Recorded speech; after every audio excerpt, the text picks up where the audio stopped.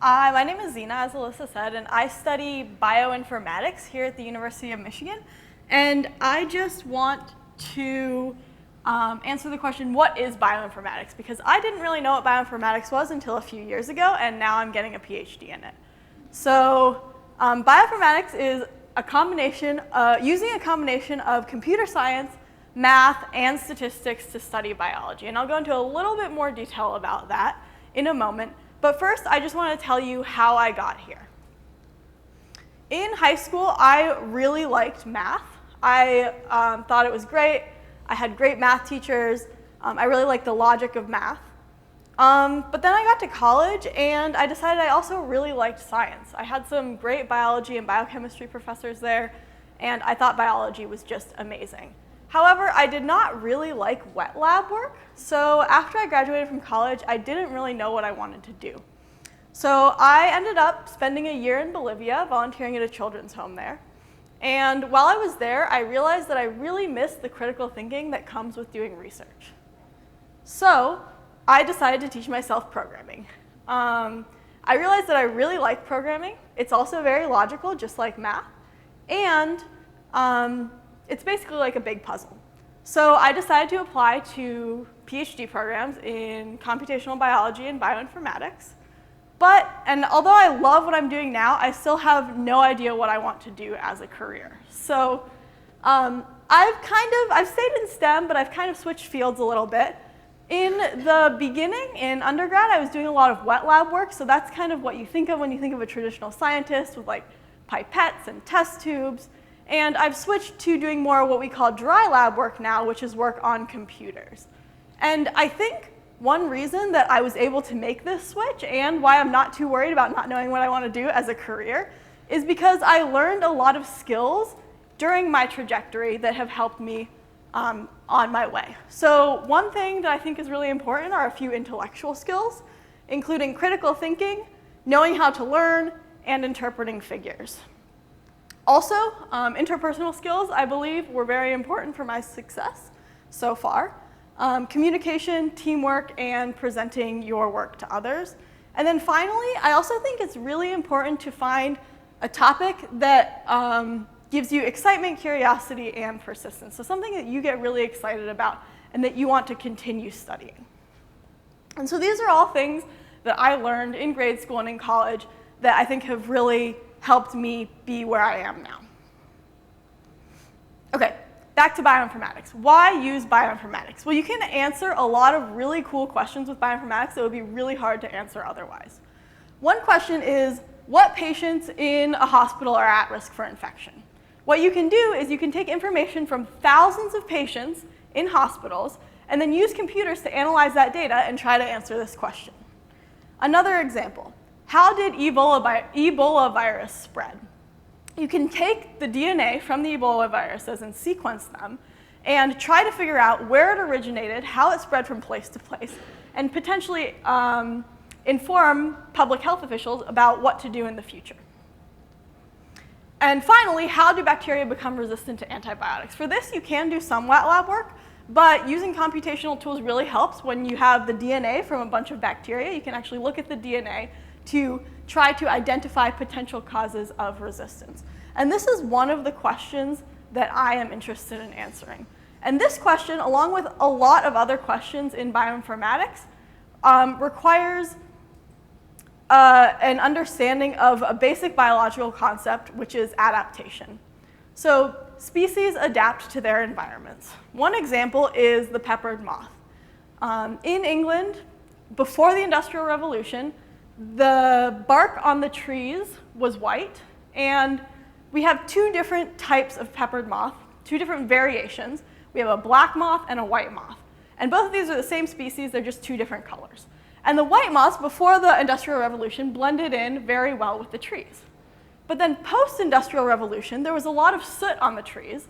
The trees became more black, and the black moths blended in better. So what happened is here on the x-axis, you can see time, and on the y-axis, you see population size. And over time, the population of the white moths actually decreased, and the population of the black moths increased from before to after the Industrial Revolution. And this is because, this is because before the Industrial Revolution, the black moths were really easy to see on the trees, so the birds ate more of the black moths. But then after the Industrial Revolution, the white moths were easier to see on the trees, so the birds ate more of the white moths. And just like this moth adapted to its environment, species have adapted to live in us, to live in humans. And so we have trillions of microbes living in our bodies, and they help us do many different things. They help us break down our food, they help protect us from becoming infected. But there are also some microbes, some species that have evolved to live in us that are actually harmful to us, and we call these infectious diseases. They make us infected. And infectious diseases kill about 50,000 people a day, and they come from species including bacteria, viruses, parasites, and fungi. And a lot of you have probably heard of some of these, such as tuberculosis, Ebola, and malaria. And I specifically study bacteria. My lab studies bacteria. And bacteria are tiny single-celled organisms that we can't see with our own eyes. Some of the bacteria that we study in our lab are S. aureus, C. diff, and Klebsiella pneumoniae. So when someone gets sick, when someone becomes infected with a bacterial infection, often the doctor will prescribe antibiotics. And the antibiotics kill the bacteria and the person gets better. However, sometimes the antibiotics don't work and the bacteria survive. In this case, the person stays infected and sometimes they will die from the infection.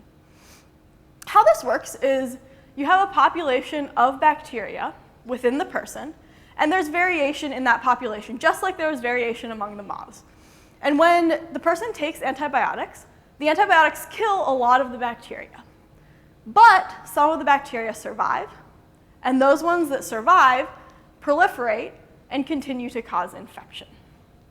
So this population of bacteria has adapted to their environment. Just like the moths adapted to their environment, this population of bacteria adapted to their environment.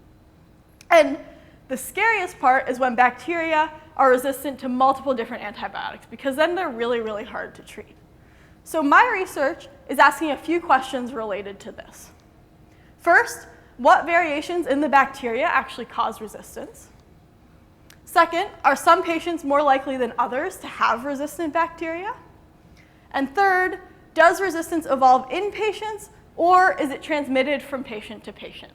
And for the purposes of this talk, I'm going to focus on the first one, what variations cause antibiotic resistance. And we have wonderful collaborators from the University of Pennsylvania who collected all the data for us and did some of the lab work. And what they did is they collected 451 samples of a bacterial pathogen called carbapenem-resistant Klebsiella pneumoniae from patients in hospitals. And the patients in the hospitals were actually from California. So it's a collaboration among multiple different states. And they collected the samples from the lungs, the blood, wherever the person was infected. And then they tested these bacteria for antibiotic resistance. So here, this is a disc diffusion test. And each disc has antibiotic on it. And if the bacteria grow up to the disc, that means that they're resistant to the antibiotic. But if they stop growing, that means that the antibiotic is killing the bacteria because they can't grow near the disc. They also did whole genome sequencing of the DNA of the bacteria. So they got the entire sequence of the DNA from each of these 451 samples. And I just want to give you an idea of how much data this is. So we have 451 genomes, one from each bacteria, and each one has about 5 million bases, so A's, C's, T's, and G's. And if you put this on standard paper, so 8.5 by 11 inch, 1-inch margins, 12-point Times New Roman font, this is over 900,000 sheets of paper. And to give you an idea of how much this is, that's about 316 feet, which is actually taller than the Statue of Liberty. So this is a lot of data. And you might be able to answer this question yourselves, but how do we analyze so much data? Well, using computers, because there's no way you want to go through sheets of paper, thousands and thousands of sheets of paper looking for differences in the DNA. So I use computer programming to answer the questions that I'm interested in. What I'm doing currently is first quality control. So we get these sequenced genomes, but they're kind of messy. We don't know if we actually sequenced the whole genome, so I have to check to see if we sequenced the whole genome. And there might be a bunch of sequencing errors. So they might have got, the method, the technique that they use to sequence the DNA is not exact. So I have to do a lot of quality control first. And then after the quality control, I look for variations in the DNA of the different bacteria. So here we have 6 different bacteria, and the different colored dots indicate variations between the bacteria. So we have 3 variations here, blue, yellow, and red. And what we do to analyze this is we actually put it in a big table. So each of the columns in the table is a bacteria, and each of the rows is a variant. So for instance here, for bacteria 1, it has the blue variant. Bacteria 2 has no variants. Bacteria 3 has the blue and the yellow variant, etc. So we make a table and we note whether or not each bacteria has each variant. And then I ask 2 different questions. First, are there variations in the DNA of these resistant bacteria that we already know cause resistance? And those are kind of ones to do a sanity check and see if there's anything that we don't understand. And there are some variations that we know cause resistance in these bacteria, but there are a lot of bacteria who are resistant to antibiotics, but we don't know what's actually causing the resistance. So then the next thing I do is I look for variations in the DNA that are associated with the resistant bacteria. So for instance here, the blue and the yellow variant are in both resistant and non-resistant strains of the bacteria. But the red or orange variant is only present in the resistant strain. So there's some sort of association between the red variant and resistance. And so this, I want to emphasize that this identifies a correlation, not a causation. But it seems like there's an association between these, and then we can go into the lab and actually look to see if it's causing resistance or not. So here's one example of something we already know, a variant in the DNA that actually causes resistance. So we have a bacteria here, and the bacteria is, the membrane of the bacteria is negatively charged. And the antibiotic here, which in this case is colistin, is positively charged. And the positive charges on the antibiotic interact with the negative charges on the surface of the bacteria and actually break open the cell membrane of the bacteria and kill the bacteria. So this bacteria is not resistant. However, if there is a certain variation in the DNA, this causes there to be less negative charge on the outside of the bacterial cell. So the positive charges on the antibiotic do not interact with the cell membrane of the bacteria, and thus this bacteria is resistant to the antibiotic. So just to give you a little idea of my workflow here, first I ask the question. What variations are associated with, or what is causing antibiotic resistance? Then I pose the hypothesis. Maybe there are certain variations in the DNA that are actually associated with antibiotic resistance. My collaborators collected a lot of data. I created and executed an analysis plan using computational tools and programming. And then things that I didn't talk about but that are also important are checking your work to make sure you don't have any bugs in your code, making figures, discussing your results with colleagues. Maybe they have ideas about other interesting things that you could ask or different analyses you could do, and sharing your knowledge with others. And all of this, I think the reason why I'm able to do all of this is because of those skills that I learned during my trajectory. However, there's one skill that I wish I had been exposed to that I wasn't, and Alyssa mentioned this earlier, but that is programming. And so because of that, my friend Brooke Wolford and I started a Girls Who Code Club here at the University of Michigan, where we teach high school girls how to do coding and data analysis using the Python programming language. And I actually have little flyers for you if you would like them, and I'm happy to talk more about it with you at lunch if you would like. I would like to just end with a few resources that I think you might find useful. First of all, we have some activities, some coding activities on our Girls Who Code GitHub page for various ages. There's this organization called Evolving STEM that is really cool. It basically helps you do evolution experiments in your classroom. CS Unplugged is an awesome website that has paper and pencil activities to teach the logic of coding. And Skype a Scientist is an organization where you can actually bring a scientist into the classroom through Skype, and they can talk to your classrooms about their research.